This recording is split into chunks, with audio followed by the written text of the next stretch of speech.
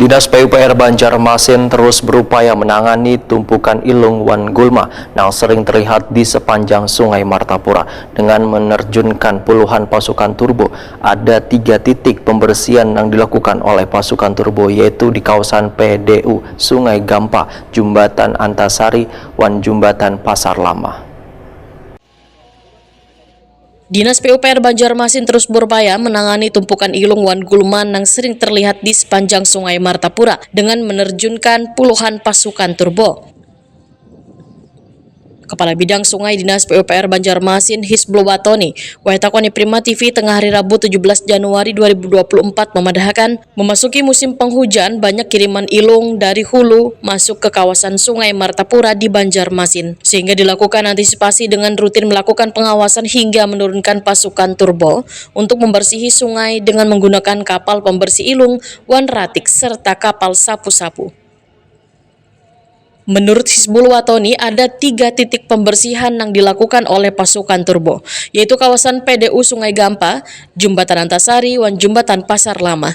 Masing-masing titik diturunkan sebanyak 10 orang nang membersihi secara manual maupun menggunakan kapal.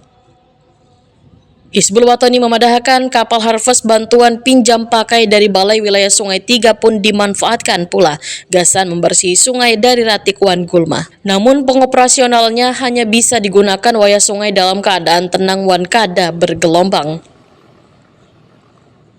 Terkait ilung, memang sudah biasa musiman ya, memang seperti kalau musim hujan Banjarmasin memang diserbu